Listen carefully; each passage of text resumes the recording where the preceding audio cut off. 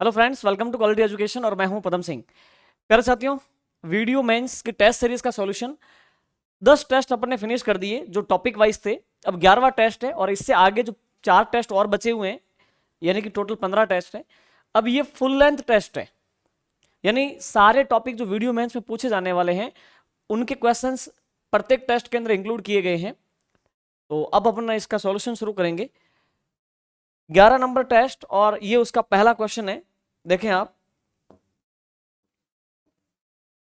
समीकरण ax plus B equal to 0 तथा cx plus D equal to 0 consistence यानी संतत होंगे यदि इनमें से कौन सा ऑप्शन बैठेगा। तब कंसिस्टेंट का मतलब वो यूं कहना चाह रहा है कि ये रेखिक समीकरण है। दोनों कैसे हैं? रेखिक समीकरण। तो रेखिक समीकरण में ये कंडीशन कंसिस्टेंट बनने का मतलब ये है कि उनका अद्वितीय हल होगा। ठीक है, और अद्वितीय हल जब होता है तब कंडीशन ये बनती है कि a1 upon a2 is not equal to b1 upon b2। Okay, ठीक है। और अगर अपन यहां पे a1 a2 और b1 b2 की अगर बात करें अपन, तो क्या कंडीशन बनेगी जिसको अपन देखते हैं। देखिए, ये आपका रेखिक समीकरण फर्स्ट और वो सेकंड। यहां पे a1 का काम करेगा a बटे में b1 का काम करेगा c is not equal to b1 का काम करेगा b और b2 का काम करेगा d। ये कंडीशन बनेगी। तो अब अपन अगर इसको और आगे बढ़ाएं तो d को इधर लेके आ जाएंगे तो AD is not equal to CB। AD is not equal to CB यानी कि BC, इसको BC लिख सकते हैं, एक ही बात है। ठीक है, तो ये कंडीशन बनेगी। देखिए, AD is not equal to BC, option में से एक भी नहीं है, तो पहला ऑप्शन हो जाए अगर यहां पे नॉट इक्वल टू आवे तो। ठीक है, तो AD is not equal to BC। ठीक है, तो ये करेक्ट करेंगे अपन। यहां पे करेक्शन करना पड़ेगा कि यहां पे नॉट इक्वल टू रहेगा, तब जाकर के ये ऑप्शन सही होगा, वरना एक भी मैच नहीं कर रहा। ठीक है, चलिए नेक्स्ट क्वेश्चन। ये अपना नेक्स्ट क्वेश्चन है। अब इस क्वेश्चन को देखना, बहुत मस्त क्वेश्चन है ये। दिए गए चित्र में चतुर्भुज ABCD की भुजाएं BA और DC को आगे बढ़ाया गया है, तदनुसार निम्न में से कौन सा कथन सत्य है। यहां पे देखो, ये AB को आगे बढ़ाया गया है, DC को आगे बढ़ाया गया है, BA को आगे बढ़ाया गया है, DC को आगे बढ़ाया गया है। अब देखिए, ये Y डिग्री है, ये X डिग्री है, और ये जो A का बहिष कोण है ये B डिग्री है, और C का बहिष कोण A डिग्री है। अब X, Y, A और B में इनमें से कौन सा रिलेशन बनता है वो आपको कंफर्म करना है। ठीक है, तो कैसे कंफर्म करोगे आप? ये देखिए, इसको देखिए, एक बात बताइए, क्या मैं इस अंदर वाले को, इन दोनों कोणों का योग 180 होगा कि नहीं होगा? बिल्कुल। तो अंदर वाले को ले अपन लिख सकते हैं 180 degree minus B, 180 minus B degree. Okay, अगर इस कोण की बात करें तो इन दोनों कोणों का योग कितना है? 180। 180 में से ये ए है, तो अंदर वाला क्या बनेगा? 180 डिग्री माइनस ए डिग्री। ये बात आपको समझ में आ गई? ठीक है, तो आंतरिक कोण ये हो गया 180 माइनस ए, ये हो गया 180 माइनस बी। आपको पता है ये चतुर्भुज है, क्वाड्रिलेटरल है, तो इसके चारों कोणों का योग 360 डिग्री होगा। तो हम लिख सकते हैं क्या कि ये आपका x डिग्री प्लस ये आपका y डिग्री प्लस आपका 180 माइनस बी डिग्री प्लस आपका 180 minus A degree is equal to 360। ये 360 के बराबर है, ऐसा लिख सकते हैं। ठीक है, तो ये क्या कंडीशन बनेगी? 180 डिग्री और 180 डिग्री को ट्रांसफर कर देंगे। 180 180 360, 360 उधर ट्रांसफर होगा तो 360 में से घटेगा तो उधर क्या रह जाएगा? 0। यहां पे क्या बच जाएगा? x degree plus y degree minus का a डिग्री और माइनस का b degree, minus a degree और माइनस b डिग्री। उधर 360 थे, 180 और 180, ये उधर गए तो माइनस हो गए, तो उधर 0 हो गया। ओके, अपन a और b को ट्रांसफर करते हैं उधर, a और b ट्रांसफर हुए उधर तो हो गया देखिए a degree plus b degree, और यहां पे बच गया x degree plus y degree. तो ये रिलेशन आएगा कि x degree plus y degree is equal to a degree plus b degree. ठीक है, तो ये आपका कौन सा है? Option first. ठीक है, x degree plus y degree equal to a degree plus b degree. Okay, चलिए ये रिलेशन है। नेक्स्ट क्वेश्चन, ये अपना नेक्स्ट क्वेश्चन है। क्या बोल रहा है इसके अंदर? निम्न में से कौन सा कथन सत्य है? देखो, रेखिक युग्म बनाने वाले कोण संपूरक होते हैं। ठीक है, आपको इसमें सत्य पता करना है। देखो, रेखिक युग्म बनाने वाले कोण संपूरक होते हैं। सेकंड, यदि दो आसन कोण बराबर हैं तो प्रत्येक कोण का मान 90 डिग्री होगा। आगे, रेखिक युग्म बनाने वाले दोनों कोण न्यून कोण हो सकते हैं। अगला, यदि रेखिक युग्म बनाने वाले कोण बराबर हो तो प्रत्येक कोण का मान 90 डिग्री होगा। रैखिक युग्म बनावे दो कोण और वो दोनों आसन्न कोण हो, इस कंडीशन को आप देखो।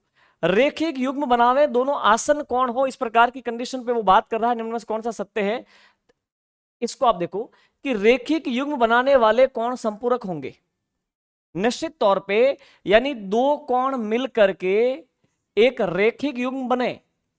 ये देखो एक सरल रेखा बन गई, तो इसी को बोलेंगे रेखिक युग्म। तो दो कोण, एक तो ये कोण और एक ये कोण मिलकर एक रेखिक युग्म बनावे, यानी एक सरल रेखा जैसा कोण बनावे, तो वो निश्चित तौर पे दोनों क्या होंगे, संपूरक। दोनों का योग क्या होगा, 180 डिग्री होगा।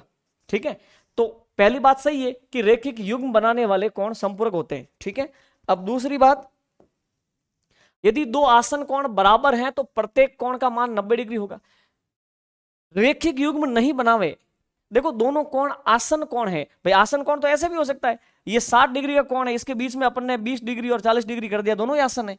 ठीक है, प्रत्येक कोण बराबर बराबर करोगे तो ये 30-30 डिग्री के हो जाएंगे, तो जरूर थोड़ी वो 90 के होंगे। रेखिक युग्म बने, एक सरल रेखा बने दोनों को मिला करके, तब जाकर के रेखिक युग्म वाली कंडीशन बनेगी, तो ये बात तो गलत है।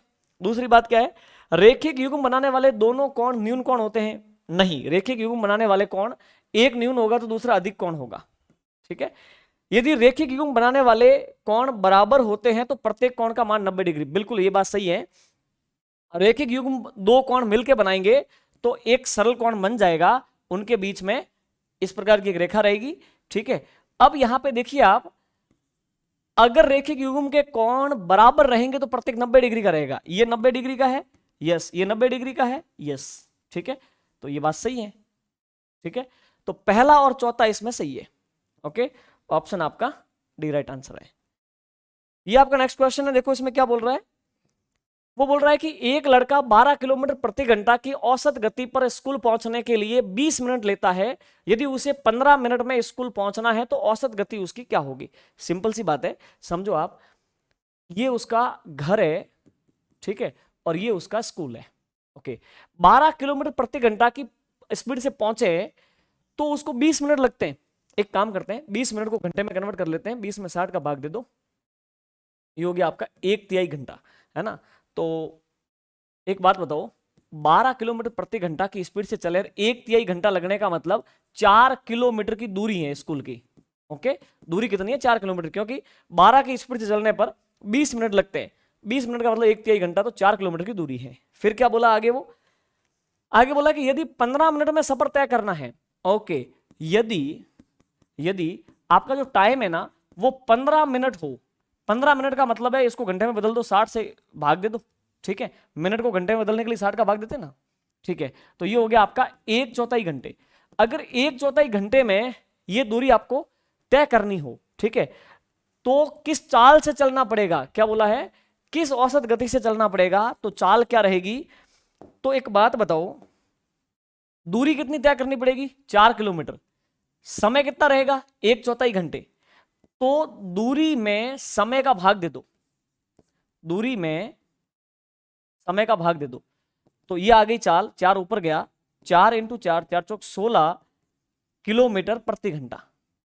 यह सुनो, 16 किलोमीटर प्रति घंटा, तो ये अपना ऑप्शन सी राइट आंसर हो गया। ठीक है, 16 की स्पीड से चलना पड़ेगा, तब जाकर वो 15 मिनट में पहुंचेगा। नेक्स्ट क्वेश्चन, अब इसमें देखो आप क्या बोला, यदि किसी वर्ग की भुजा को दुगुना कर दो तो क्षेत्रफल पे क्या प्रभाव पड़ेगा। भाई देखो, क्षेत्रफल जो होता है ना वर्ग का, वो होता है भुजा इंटू भुजा, यही होता है। ठीक है, आप अगर वर्ग की भुजा को दुगुना कर दोगे, भुजा को 2 गुना कर दोगे, ओके, भुजा को 2 गुना कर दोगे तो 2 दूनी 4 आगे आ जाएगा, 4 इंटू पीछे क्या रह जाएगा, पीछे रह जाएगा भुजा इंटू भुजा, है ना। तो भुजा इंटू भुजा जो है ना, ये आपका क्या है, ये है क्षेत्रफल। ओके, क्षेत्रफल आपका 4 गुना हो गया क्योंकि आपने भुजा को दुगुना किया था, तो क्षेत्रफल 4 गुना हो गया। ये आपका राइट आंसर है, क्षेत्रफल 4 गुना हो जाएगा। क्लियर। नेक्स्ट क्वेश्चन, ये अपना नेक्स्ट क्वेश्चन है, क्या बोल रहा है, एक व्यक्ति के वेतन को पहले 50% कम करने के बाद घटे हुए वेतन को 70% बढ़ाने पर उस व्यक्ति को कितने परसेंट का लाभ या घाटा होगा। आप सपोज करो कि उस व्यक्ति का वेतन 100 था, 50% घटा दिया, इसका मतलब 50% कर दिया। आप सीधा ऐसे ही समझ लो जी, 100 वेतन था, पहले 50% क्या कर दिया, लेस कर दिया, तो इसका मतलब 50 रुपए पे उसका वेतन आ गया। फिर उसने क्या कर दिया कि प्लस कर दिया 70%। इसका 70% कितना होता है, 50 को, इस घटे हुए वेतन को आपने 70% इंक्रीज किया, तो इसका 70% कितना होता है, 35 रुपये। 35 रुपये आप बढ़ाओगे तो ये आपका 85 रुपये पर वेतन आ गया। अब एक बात बताओ, शुरुआत के मुकाबले हानि हो रही है कि प्रॉफिट। 100 रुपए का वेतन आपका 85 पे आ गया, ये सुनो, तो कितनी हानि हुई, 15 रुपए की। 15 रुपए की हानि का मतलब है 15% की हानि, ये सुनो। तो उस व्यक्ति को वेतन को पहले 50% घटाने फिर 70% बढ़ाने पर भी 15% के घाटे में है वो व्यक्ति। ठीक है, सिंपल सी बात है। ये आपका नेक्स्ट क्वेश्चन है, क्या बोल रहा है ये, यदि 20 पेन का कीमत देखो, यदि 20 पेन की कीमत 25 पेनों की विक्रय कीमत के बराबर है, वो यूं कहना चाह रहा है कि 20 पेन का जो कॉस्ट प्राइस है CP is equal to 25 pen का सेलिंग प्राइस, तो 25 पेन का सेलिंग प्राइस के इक्वल है। बात समझ में आ गई। 20 पेन का जो कॉस्ट प्राइस है वो 25 पेन के सेलिंग प्राइस के इक्वल है, तो अपने काम कर सकते हैं, ये आपका कॉस्ट प्राइस, आप एसपी को इधर लेके आ जाओ, एसपी बटे में आ जाएगा, उधर कौन है 25, ये 20 उधर बटे में चला जाएगा। का मतलब गुणा का रिलेशन है ना, मैथमेटिकली आप उसको इस प्रकार से करेक्ट कर सकते हैं। 5 से कट गया 5 बार, 5 से कट गया 4 बार, काटने की जरूरत नहीं है भाई, ये आपका 25 और ये 20। अब एक बात बताओ, कॉस्ट तो कितनी है 25 रुपए की, ठीक है,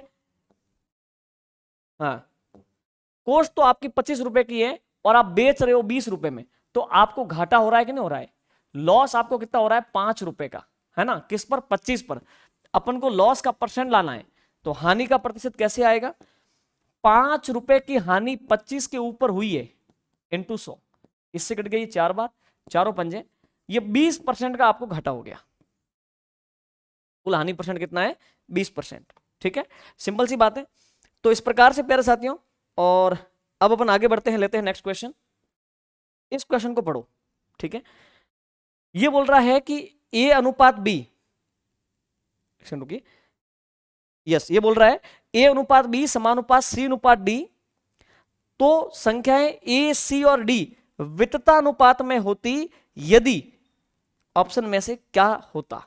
ठीक है, अब इस चीज को आप समझना बात को, ये बोल रहा है कि यदि ए अनुपात बी समानुपात है सी अनुपात डी, ओके, तो संख्याएं ए सी और डी वितता अनुपात में होती यदि। अच्छा, वितता अनुपात का मतलब क्या, पहले वो समझो। ठीक है, अगर ए सी और डी ये विततानुपाती हैं, तो विततानुपाती होने का मतलब है कि ए का जो सी से रिलेशन है वही सी का डी से रिलेशन है, मतलब ए अनुपात सी जो है वो समानुपाती होगी सी अनुपात डी के। आई समझ में बात। ठीक है, चलिए, तो अब देखिए आगे, इसने बोला है कि ए अनुपात बी समानुपात सी अनुपात डी, अगर ए सी और डी विततानुपाती होते, इनमें से कौन सा रिलेशन बनता तब, तो अपन यहां पे लिखते हैं यदि ए, देखना, यदि ए सी डी विततानुपाती हो,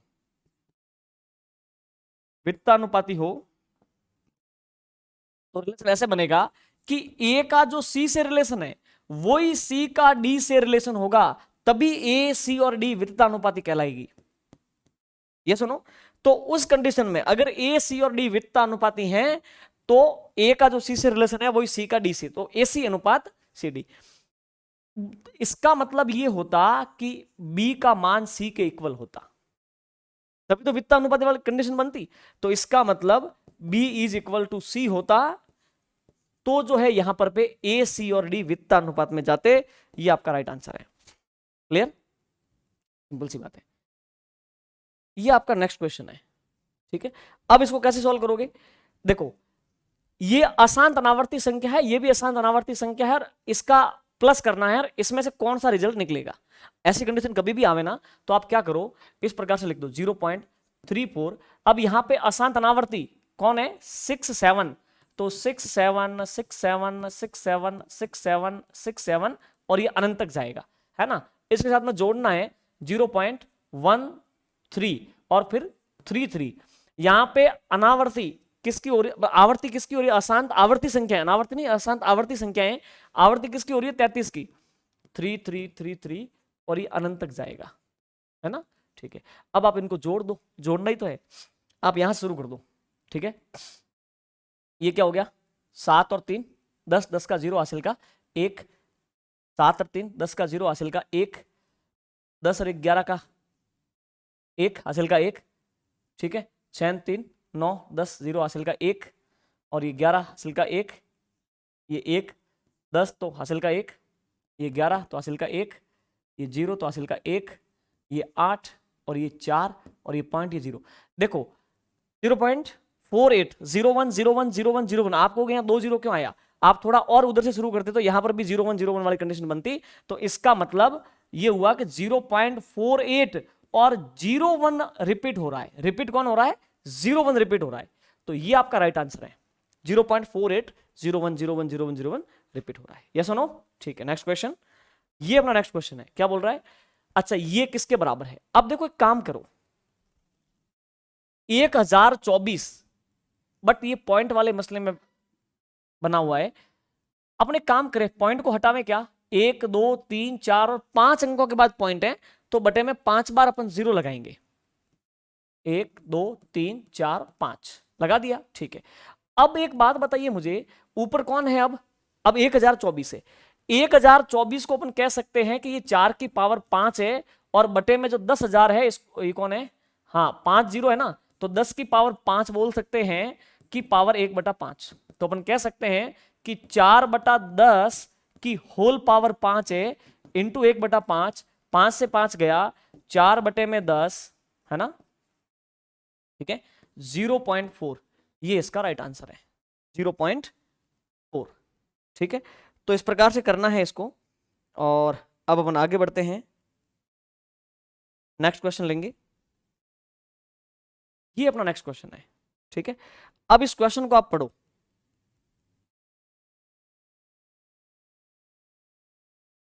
यदि √x divide by √441 equal to 0.02, तो x का मान आपको ज्ञात करना है। देखो ये कह रहा है कि √x बटे में √441 इज इक्वल टू 0.02, ओके। अपन इसको √x रहने देते हैं, बटे में इसका वर्गमूल निकल गया 21 बराबर 0.02, अब 21 जाएगा उधर, तो √x बराबर 21 जब इससे गुना होगा तो 21 दूनी 42 होगा, लेकिन 2 अंकों के बाद पॉइंट लगाना है, 2 अंकों के बाद पॉइंट ही आ जाएगा, यस सुनो, ठीक है।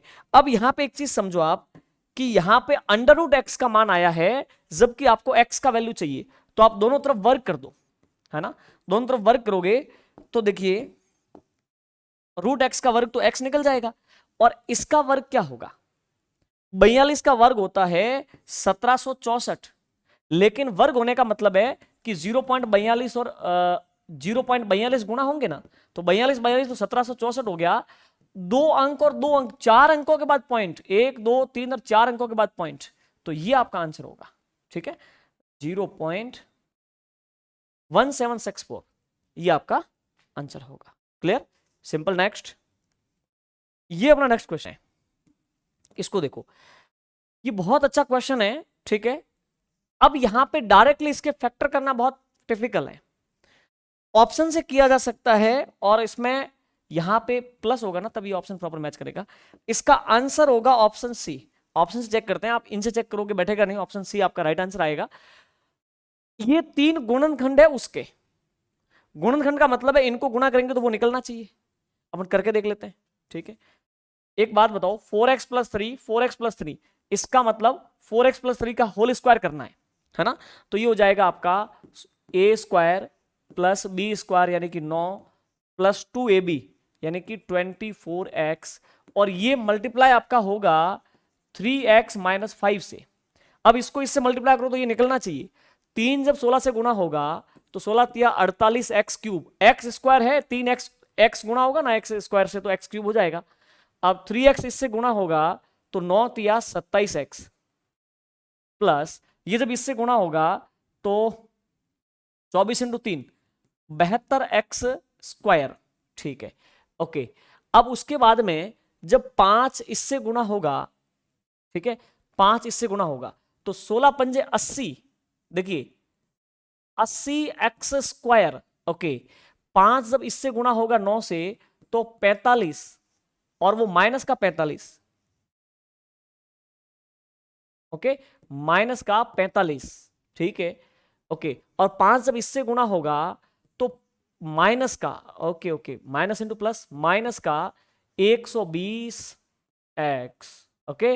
अब इसको आगे लेके चलते हैं, ये आपका 48 एक्स क्यूब। अब देखिए एक्स स्क्वायर वाली फॉर्म बाद में, इसके जस्ट बाद में लेनी है। 72 एक्स स्क्वायर प्लस का है, 80 एक्स स्क्वायर माइनस का है, तो ये माइनस के 8 एक्स स्क्वायर हो गए, ठीक है। अब देखिए 27 एक्स प्लस का है, 120 एक्स माइनस का है, तो ये माइनस के 93 एक्स रह गए ओके। सब मैनेज हो गया, 45 बचा है तो माइनस के 45, यस ऑप्शन सी आपका राइट आंसर है ओके। ये आंसर आ गया। लेकिन आपको कि इसके फैक्टर करने जावे तो भाई देखो फैक्टर में ऐसा है कि थोड़ा बहुत गहरा दिमाग लगाओगे तब जाकर के ये क्लियर होगा। देखो ये कॉमन आ रहा है 3x माइनस 5, उसके बाद में एक द्विघात समीकरण बन रहा है, ठीक है। तो निश्चित तौर पे द्विघात समीकरण के साथ में ये कॉमन है, तो इसको लिखने का तरीका देखना आप।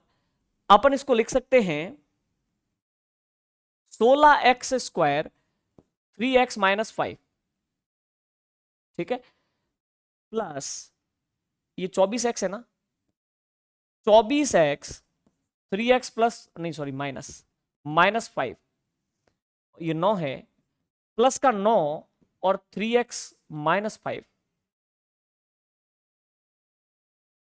इस प्रकार से आपको सोचना पड़ेगा। अब देखिए इसमें से आपके कॉमन क्या आ जाएगा, 3x minus 5, 16x square plus 24x plus का 9, ये रह गया आपके, ठीक है। अब यहां पे आपको क्या करना है कि यहां पे आपको फैक्टर्स करने हैं, वापस द्विघात समीकरण के फैक्टर्स करने हैं। फैक्टर्स करते समय आपके भीतर माइंड में आना चाहिए 3x माइनस 5 कि ये कौन है, 4x का होल स्क्वायर, समझ रहे हैं ना, ठीक है। ये है आपके 4x का होल स्क्वायर प्लस ये कौन है, ये है 2 इंटू 4x इंटू 3, और ये कौन है 3 का स्क्वायर। अच्छा A square plus B square plus 2ab okay. तो ये हो गया आपका 3x माइनस 5, और ये है a प्लस बी का होल स्क्वायर, जहां पे a कौन है 4x और b कौन है प्लस 3 का होल स्क्वायर, यानी इसको 2 बार गुणा करना है। तो फाइनली आपके क्या आ गया, फाइनली आ गया ये आपका 3x माइनस 5, और ये आ गया आपका 4x प्लस 3 और अगेन 4x प्लस 3। ये आपका मैच कर रहा है ना इससे, ठीक है। चलिए तो ऑप्शन से करना इसमें ज्यादा बेटर रहेगा। लेते नेक्स्ट क्वेश्चन, ये अपना नेक्स्ट क्वेश्चन है। देखिए क्या बोल रहा है, 3 अलग अलग चौराहों पर ट्रैफिक लाइटें क्रमशः 24, 36 और 54 सेकंड के अंतराल में बदलती हैं। यदि वे एक साथ 10, 15 पर बदलती हैं तो अगली बार कब बदलेंगी। आप एक काम करो, इनका एलसीएम ले लो, ये तो बेसिक कॉन्सेप्ट है एलसीएम। तो इनका एलसीएम आ जाएगा आपका 216, 216। 216 का मतलब है कि 216 सेकंड आ गया है ना। 216 सेकंड का मतलब ये हुआ कि 6 या 18 यानी कि 3 तो हो गए आपके मिनट, और 180 20 और 16 36 आपके सेकंड हो गए, है ना। तो एक साथ वो कब जो है बदली है, 10:15 पर। तो 10:15 पर बदली है, तो उसके 3 मिनट और 36 सेकंड बाद वापस बदलेगी, तो इसका मतलब वो बदलेगी 10:15 पे बदल गई, उसके 3 मिनट बाद 15 से 16 17 18 यानी 18 मिनट और 36 सेकंड पे, है ना, 10 18 36, ये आपका राइट आंसर है, 10 18 36 AM। Clear, AM, right. Next, ये नेक्स्ट क्वेश्चन है, इसको देखो, दो संख्याओं के LCM और HCF का गुणनफल कितना है 24, उन संख्याओं के बीच अंतर कितना है 2, तो संख्या ज्ञात करो। देखो ये पहली संख्या और ये दूसरी संख्या, मानो ये x है तो दूसरी अंतर कितना है 2, दूसरी आपकी x + 2 हो गई। मान लो पहली संख्या x है तो दूसरी हो गई x + 2, है ना। अब बोला है कि उनका गुणनफल 24 है, उनके LCM और HCF का गुणनफल 24 है। ओके, आप एक चीज जानते हैं कि पहली संख्या इंटू दूसरी संख्या, समझ पा रहे हैं, बराबर उनका LCM इंटू HCF। देखो ये रिलेशन होता है, कभी भी दो संख्याओं के LCM HCF की बात हो तो बात इस प्रकार से बैठती है कि पहली संख्या इंटू दूसरी संख्या बराबर उनका LCM इंटू उनका HCF। तो पहली संख्या इंटू दूसरी संख्या बराबर उनका LCM इंटू HCF, तो इसने बोल ही दिया ना कि LCM HCF का गुणनफल 24 है, इसका मतलब यहां पे कौन आएगा 24। ओके, ये द्विघात समीकरण की फॉर्म बनेगी, अभी अपन देखते हैं, x into x x square plus x into 2 2x 24 इधर आ गया, तो माइनस का 24 बराबर का हो गया 0। ठीक है, 2x को तोड़ो कि -24 आ जावे, है ना, तो ये हो जाएगा आपका 624। ओके, तो ये हो गया x square plus 6x minus 4x minus 24 बराबर 0। आप ये देखो 6 और 4 जब जुड़ेंगे तो 2 हो जाएंगे, क्योंकि प्लस है ये माइनस है, गुणा होंगे तो माइनस के 24 बन जाएंगे। इन दोनों में से कॉमन आ गया x, ये x हो गया प्लस का 6, इनमें से कॉमन आ गया माइनस का 4, -4 का भाग इसमें दिया तो x, -4 का भाग इसमें दिया तो प्लस का 6 इज इक्वल टू 0। इनमें से कॉमन आ गया x प्लस 6, तो यहां बच गया x और माइनस का 4 इज इक्वल टू 0। अब आप देखिए द्विघात समीकरण के गुणनखंड हो गए, इन खंडों का गुणनफल 0 आ रहा है, तो या तो ये 0 है या फिर ये 0 है। अगर x + 6 बराबर 0 है तो x का मान -6 आएगा ना, तो -6 तो संख्या हो नहीं सकती है, तो इसका मतलब x - 4 बराबर 0 है, तो x का मान क्या है 4, तो एक संख्या क्या आ गई 4, x का मान 4 आ गया, ये 4 है तो 4 + 2 यानी कि 6, तो 6 एंड ये 6 एंड 4 ये आपकी संख्याएं होगी। आई समझ में? ठीक है, ये अपना नेक्स्ट क्वेश्चन है। 50 लीटर ग्लिसरीन के एक सैंपल में 20% मिलावट है, तो कितनी शुद्ध ग्लिसरीन सैंपल इसमें मिलाया जाए ताकि मिलावट का स्तर 5% रह जाए। ठीक है, बात यह है कि 50 लीटर का एक ग्लिसरीन, देखो मैं यहां पे आपको दो तरीके से समझाऊंगा। ये 50 लीटर का मिश्रण है जिसके अंदर ग्लिसरीन है और मिलावट है। ठीक है, ओके, समझना, इसने बोला है कि 20% ग्लिसरीन है, ओके, ये 20%, तो 80% मिलावट है, नहीं 20% मिलावट है। देखिए मिलावट कितनी है 20%, तो 80% ग्लिसरीन है। ओके, 80% का मतलब हो गया 40 लीटर ग्लिसरीन है और 10 लीटर मिलावट है। वो बोल रहा है कि कितनी शुद्ध ग्लिसरीन सैंपल इसमें और मिलाई जाए ताकि मिलावट का स्तर 5% हो जाए। तो शुद्ध ग्लिसरीन मिलाओगे तो मिश्रण नया बनेगा ना, ये समझने का एक तरीका है। दूसरा तरीका मैं आपको बताऊंगा। तो नया मिश्रण बनेगा, नए मिश्रण के अंदर ये आपका ग्लिसरीन है और ये आपका मिलावट है। ओके, कितनी ग्लिसरीन और मिलावें ताकि मिलावट का परसेंट जो है वो 5 रह जाए। ओके, और मिलानी है ग्लिसरीन, मिलावट नहीं मिलानी, मिलावट का प्रतिशत वैल्यू 5 होना चाहिए। तो इसके अंदर मिलावट का प्रतिशत 5 होगा और ग्लिसरीन आपकी 95% है। ठीक है, और सुनिए, आपको पता है कि मिलावट 10 लीटर थी, वो 10 लीटर ही रहेगी। अब ग्लिसरीन कितनी चेंज होकर के आएगी वो आपको पता करना है। तो यहां पे काम करो, ग्लिसरीन का पता कर लो। 5% का वैल्यू 10 है, 10 में दिया 5 का भाग, गुणा कर दिया 95 से। ये सुनो, तो इससे कट गया ये 2 बार, तो ये से गुणा हो जाएगा। ठीक है, 5 10 का 0 हासिल का 1 9 18 1 19 190 लीटर। ये सुनो, अब एक बात बताओ, आया 2 18, ठीक है, 95%। ओके, अब ये 40 था, से पहुंचा है 190 पर, 150 लीटर और मिलाया जाए, कितना मिलाया जाए? 150 लीटर। तो ये आपका राइट आंसर है। अब अगर ये समझ में नहीं आता है तो फिर आपको क्या करना है कि 50 लीटर का एक मिश्रण है, ठीक है, उसके अंदर देखो यहां पे 80% अशुद्धि है, मिलावट कितनी है? 20%, और आगे इसको कितना करना है? 5%। तो देखिए 80% शुद्धि है, ये सुनो। अब शुद्ध ग्लिसरीन और कितनी मिलाएं ताकि ये आपका जो है मिलावट 95% पे आ जाए, ठीक है। तो किस अनुपात में मिलाना है ये आपको पता करना है। शुद्ध ग्लिसरीन का परसेंट यहाँ पे 100 है, ठीक है, ये 100%। देखिए पहले ग्लिसरीन 80% थी शुद्ध ग्लिसरीन, अब अपन 100% शुद्ध मिलाएंगे और उस मिक्सचर को 95% शुद्ध वाला करना है। तो एलिगेशन मेथड अपना लो, 5:15, ये 1:3 हो गया, ठीक है। तो पुराना मिश्रण आपका 1 के रेशियो में है, ठीक है, वो आपका कितना है? 50। तो 3 के रेशियो में आपको ग्लिसरीन ऐड करनी है तो वो हो जाएगी 150। बहुत आसान है, ठीक है। नेक्स्ट क्वेश्चन, ये अपना नेक्स्ट क्वेश्चन है।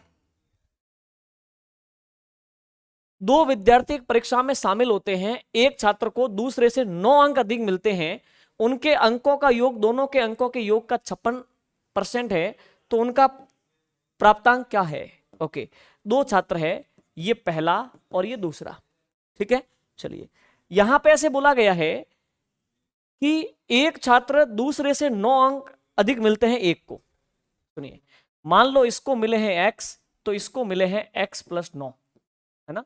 एक छात्र को दूसरे से 9 अंक अधिक मिलते हैं, ठीक है, और उसके अंक यानी जिसको 9 अधिक मिले हैं उसके अंकों उन दोनों के अंकों के योग का 56% है।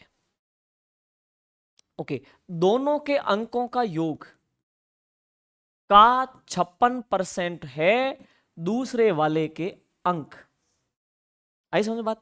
ठीक है, तो अब आप मल्टीप्लाई कर लो, x×x, ये आपका 2x प्लस ये 9 बराबर इंटू में क्या आ जाएगा आपके? इंटू में आ गया ये 56 बराबर 100 गया उधर, तो 100 मल्टीप्लाई हो जाएगा उनसे, x+9, ठीक है। इसको आप मल्टीप्लाई कर लो, 56 × 2, ये हो गया 112x, है ना, प्लस 9 इससे गुणा होगा, 9×5 = 45 यानी 450, और 9×54, है ना, ये 504 हो गया। ओके, बराबर ये हो गया आपका 100x प्लस ये हो गया आपका 900। ओके, 100x को इधर ले आओ, ये हो गया आपका 12x, ये उधर जाएगा, तो ये हो गया आपका 96, ये 600 और 396। अब 12 का भाग दे दो, है ना, x बराबर 12×3 = 36, 3 रह गए, 12×3 = 36, x का मान 33 आ गया। देखिए इसका मतलब उसके तो है 33, ओके, तो उसके तो हो गए 33 अंक और उसके 9 अधिक है, तो 33 और ये आप 9 कितने हो गए? 42, 42 हो गए ना, 33 और 42 और 33, ये पहला आपका राइट आंसर है, सुन रहे हो?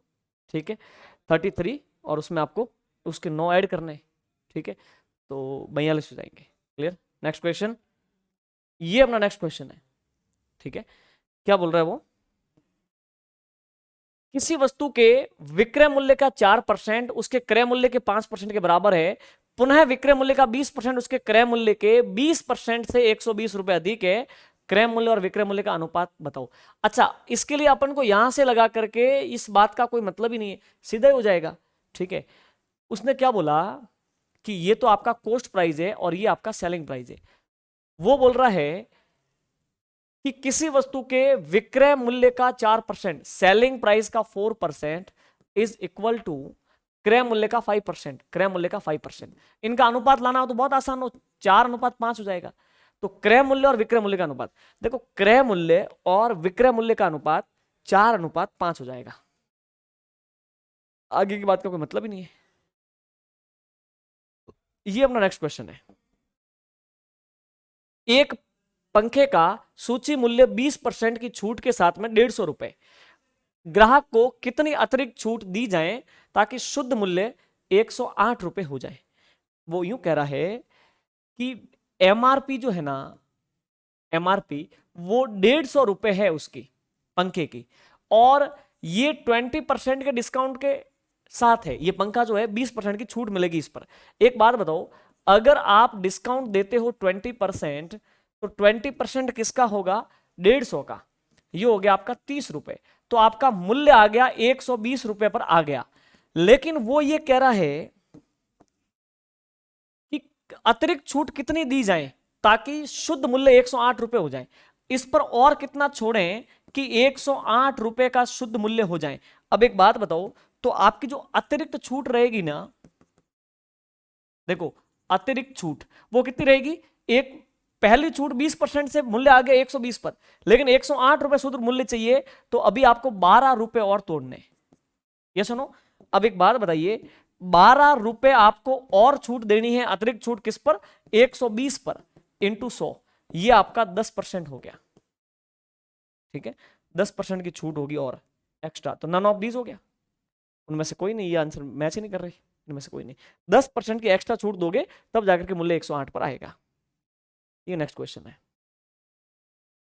कोई धनराशि साधारण ब्याज की दर से 3 वर्ष में क्या हो गई? 800 रुपए, 800 रुपए से 920 रुपए हो जाती हैं।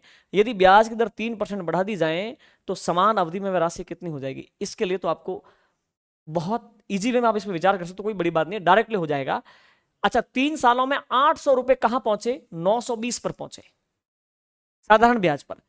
अगर ब्याज की दर 3% अधिक होती, एक बात बताओ, ब्याज की दर 3% अधिक हो तो 3 साल के अंदर 9% एक्स्ट्रा ब्याज मिलेगा, है ना? तो अपन लिख देंगे कि अतिरिक्त ब्याज कितना मिलेगा? अतिरिक्त साधारण ब्याज कितना मिलेगा? 9%।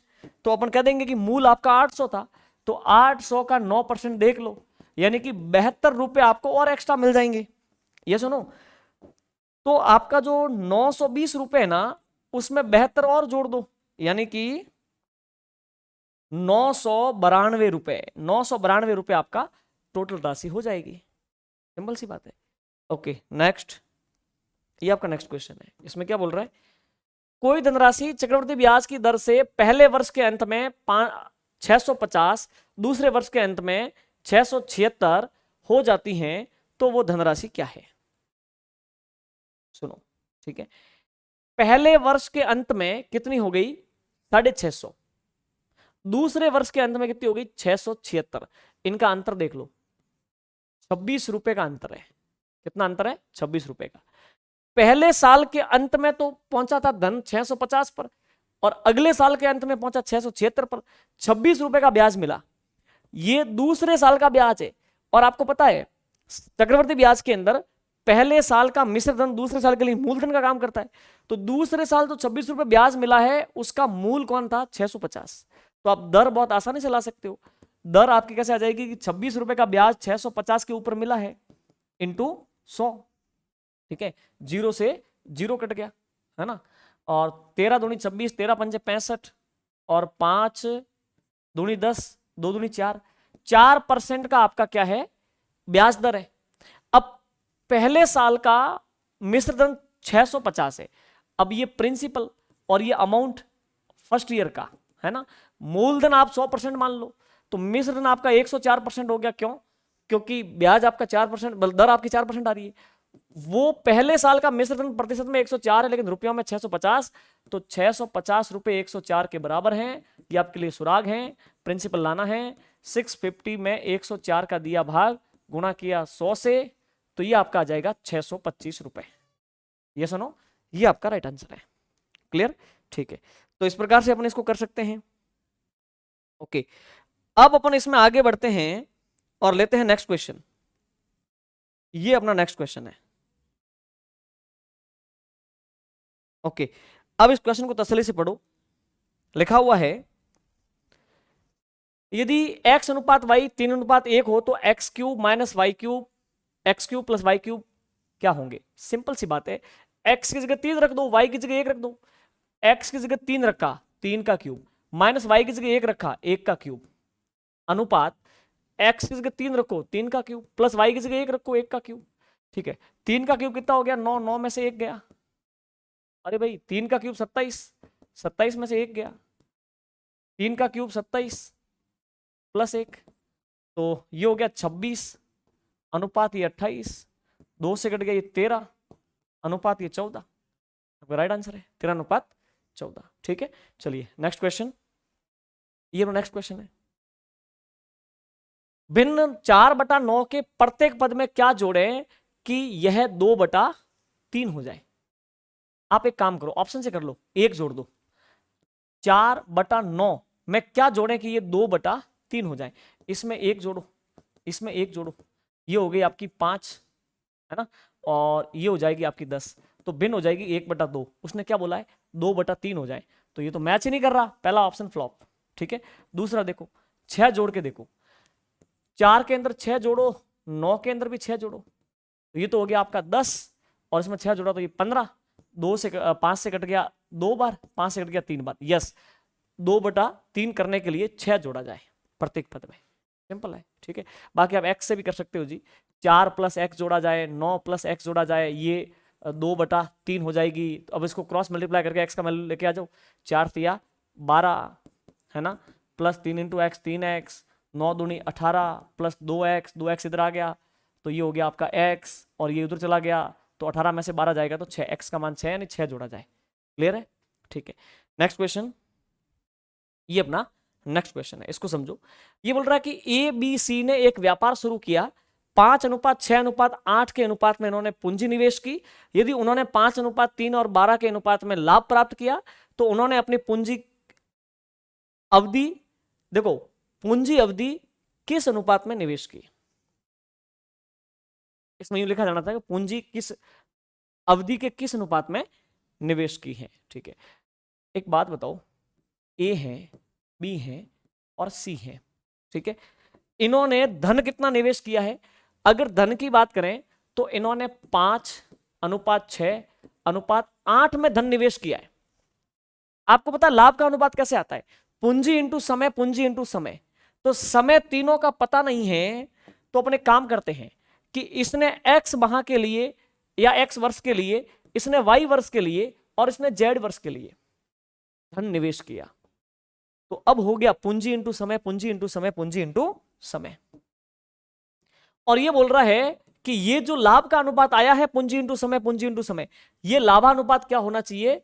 तो ये बोल रहा है कि 5:3:12 होना चाहिए। तो अपने काम करते हैं, अब यहां पे अपन पहले इन दोनों का अनुपात लेते हैं, फिर इन दोनों का लेंगे। पहले x और y का रिलेशन पता चलता है, फिर y और z का, और उसके बाद में x y z का एक साथ पता कर लेंगे। अपन ऐसा लिख सकते हैं ना कि 5x/6y बराबर 5/3, है ना। इन दोनों का रिलेशन 5 और 3 है, तो ये लिख दिया अपन ने। ठीक है, अब 5 से कट गया ये 1 बार, है ना, और 3 से कट गया ये 2 बार। अब ये कौन है? x के बटे में कौन है? y। 2 जाएगा ऊपर, 2 एकम 2 और बटे में 1 रहेगा। x और y का अनुपात आपके आ गया 2:1। ओके, अब इन दोनों को ले लो। कैसे? 6y/8z इज इक्वल टू 3 ऊपर और 12 बटे में। ठीक है, अब देखिए 3 से वैसे ही ये कट गया 2 बार, 2 से कट गया ये 4 बार, 4 से कट गया ये 3 बार, तो ये हो गया 1/3, यानी कि y और z का रिलेशन है 1/3। अब आप एक काम करो, एक साथ x y z का समय, x y z का रिलेशन लेके आ जाओ। ये x है, ये y है और ये z है। अब अगर इनके रिलेशन की बात करें तो आपका x जब 2 होगा तब y 1 होगा, और y जब 1 होगा तब z आपका 3 होगा। ये तो सीधा ही आ गया भाई, है ना। तो x y z का रिलेशन हो गया 2:1:3। तो समय का जो उनका अनुपात है x y और z था ना, वो 2:1:3 है। तो ये आपका राइट आंसर है। ठीक है, फर्स्ट आपका राइट आंसर है। क्लियर? ओके, अब प्यारे साथियों आगे बढ़ेंगे। हाँ जी, अब लेते हैं नेक्स्ट क्वेश्चन। ये अपना नेक्स्ट क्वेश्चन है, बहुत तसल्ली से समझो। 4 दूध वाले एक चारागाह किराए पर लिया।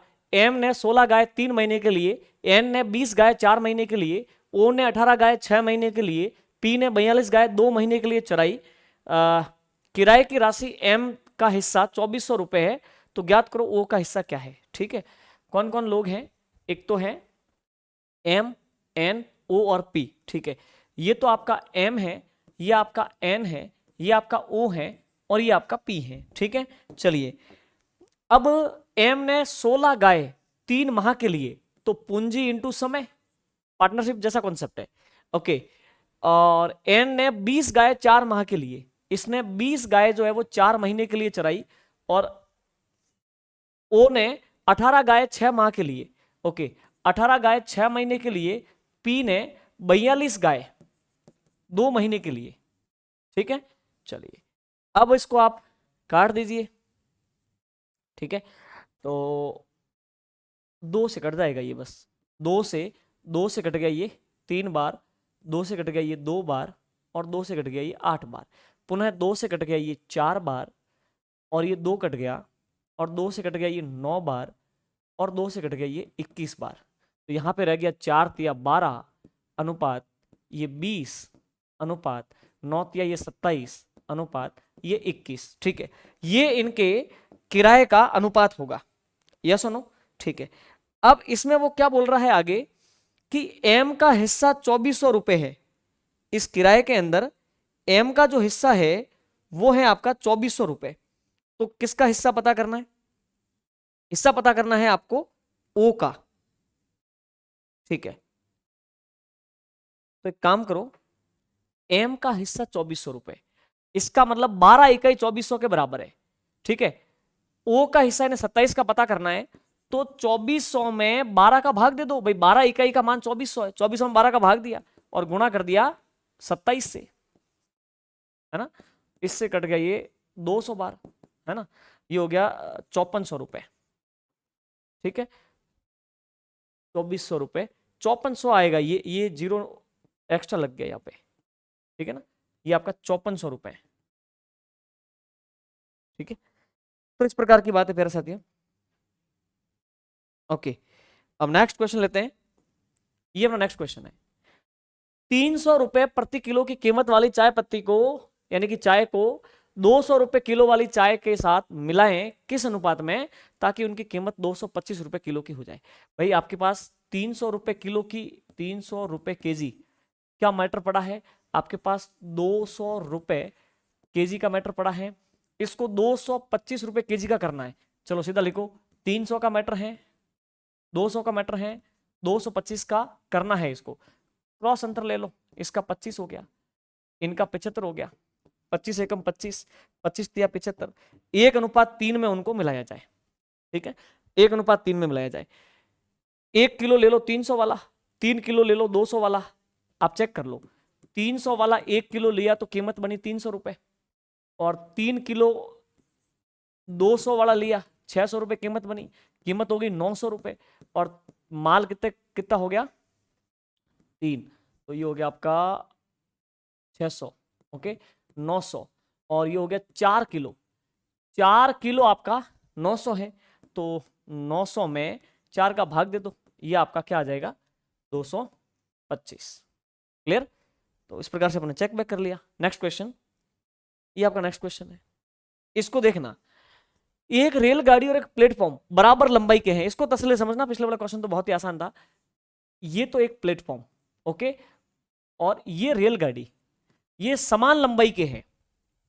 यदि 54 किलोमीटर प्रति घंटा की चाल से रेलगाड़ी 1 मिनट में प्लेटफॉर्म को पार करती है। अच्छा, गाड़ी प्लेटफॉर्म को पार करेगी तो यहां से लगा के यहां तक दूरी तय करनी पड़ेगी, बिल्कुल।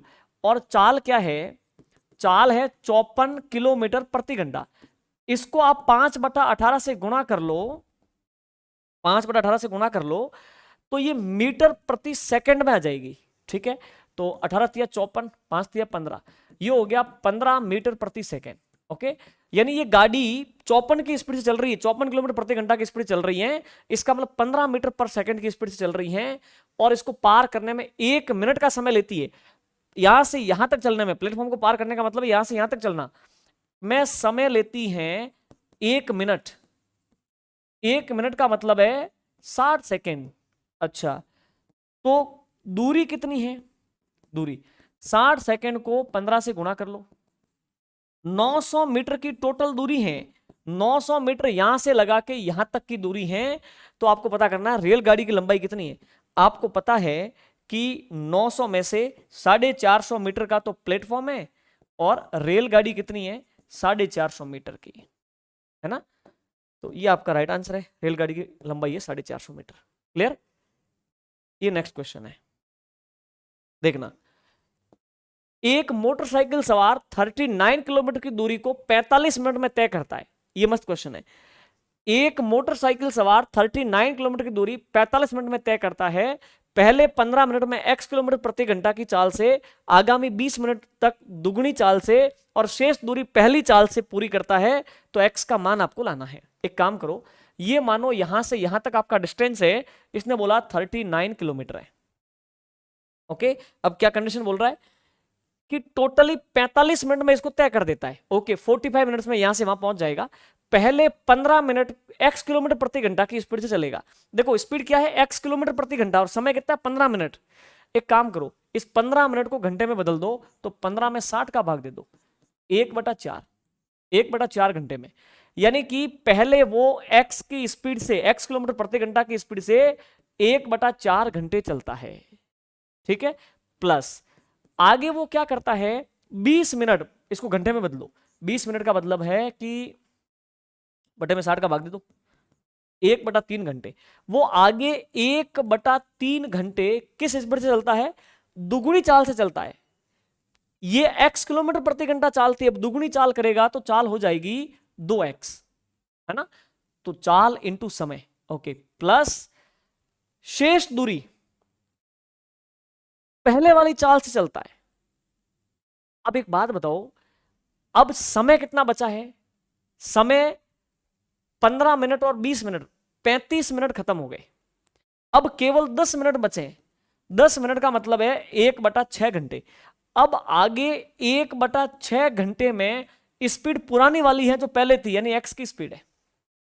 तो देखो 1/4 घंटे x की स्पीड चलता है, 1/3 घंटे 2x की स्पीड चलता है, 1/6 घंटे x की स्पीड चलता है। करते करते टोटल दूरी तय कर लेता है 39 किलोमीटर, है ना। अब आप इसको जोड़ दो, एलसीएम आ जाएगा आपके ये 12, 4 का भाग 3 बार, 3 को x से गुणा किया 3x, 3 का भाग 4 बार, 4 को 2 से गुणा किया 8x, प्लस 6 का भाग 2 बार, 2 को x से गुणा किया 2x बराबर 39। ये हो गया ऊपर आपका 13x, 13x बराबर 12 उधर जाएगा, 39 इंटू 12। ठीक है, अब 13 से कट गया ये 3 बार, 13 तिया 39, x का मान 12 तिया 36 आ गया। ठीक है, तो हाँ, x का मान हो गया 36 किलोमीटर प्रति घंटा। ये आपका राइट आंसर है। यस और नो। अब नेक्स्ट क्वेश्चन, ये आपका नेक्स्ट क्वेश्चन है। देखो 8 मजदूर एक काम को 16 दिन में पूरा कर लेते हैं। 8 ने मिलकर के 2 दिन काम किया, उसके बाद 8 मजदूर और आगे, शेष काम कितने समय में हो जाएगा। ठीक है, आप 2 प्रकार से कर सकते हो, चेन रूल और प्रॉपर टाइम एंड कैपेसिटी। ठीक है, 8 मजदूर एक काम को 16 दिन में कर सकते हैं। ठीक है, आप उसी से करो, समय, काम और क्षमता, समझे आप। ठीक है, देखो 8 क्या लगा, 8 मजदूर एक काम को 16 दिन में करेंगे। 8 मजदूर काम को 16 दिन में करेंगे। ठीक है, तो एलसीएम क्या आ गया, एलसीएम आ गया 16, 16 का भाग 16 में एक बार। ठीक है, अब एक बात बताओ, 8 मजदूर की कैपेसिटी 1 है, तो इन्होंने क्या किया है, 8 ने मिलकर 2 दिन काम किया, तो अपन लिखेंगे 8 का 2 दिन का काम। 8 मिलकर एक दिन में एक काम करते हैं, तो 2 दिन में 2 काम कर लिया, किया कि नहीं। ओके, अब शेष काम की बात करें तो 16 में से 2 काम हो गया, तो 14 काम शेष बच गया। ओके, अब इसने क्या बोला है, 8 मजदूर और आ गए। अब मजदूर कितने हो गए 16, अब 8 + 8 16 मजदूर, 16 मजदूर की क्षमता। एक बात बताओ मुझे, 8 मजदूर की क्षमता 1 है, तो 8 और आ गए, तो एक क्षमता और हो गई, क्षमता कितनी हो गई 2। ओके, काम कितना पड़ा है 14, तो समय कितना लगेगा, समय लगेगा काम बटे में क्षमता 7 दिन, है ना। शेष काम सभी मिलकर के अगले 7 दिन में पूरा कर लेंगे। क्लियर, सिंपल सी बात है। ये आपका नेक्स्ट क्वेश्चन है। इनकी आपको क्या लानी है, माध्यिका। 1 2 3 4 5 6 7 8 और 9 है ना। ओके 9 है तो शुरुआत के आप कितने छोड़ दो, 4 है ना। तो माध्यिका ठीक बीच में होती है आरोही अवरोही क्रम डालने के बाद, तो शुरुआत के 4 छोड़ दो। इनमें सबसे छोटा कौन है, 100 है ना। 1 2 3 और 4, और पांचवा कौन है, 110, फिर उससे बड़ा 112। ओके 110 भले ही है, लेकिन पांचवा पद तो आपका 110 है ना, छठा 110 है, 112 115 120, तो 110 आपकी माध्यिका होगी। सिंपल सी बात है। माध्यिका का मतलब है आरोही क्रम में डाल के ठीक बीच का अमाउंट। ये नेक्स्ट क्वेश्चन है। दो वृत्तों की परिधियों का अनुपात 2:3 है। ये पहला वृत्त, ये दूसरा वृत्त, ठीक है। परिधि का अनुपात आपके 2:3 है। ध्यान रहे परिधि का अनुपात और त्रिज्या का अनुपात एक ही होता है। आपको क्षेत्रफलों का अनुपात लाना है तो इसका वर्ग कर दो सीधा, 2 का वर्ग हो जाएगा, 3 का वर्ग हो जाएगा, 4:9, ये उनके क्षेत्रफलों का अनुपात है ना। तो 4:9। त्रिज्या, परिधि और व्यास के अनुपात समान होते हैं, उनका स्क्वायर कर दो तो क्षेत्रफलों के अनुपात आ जाते हैं। ठीक है, सिंपल।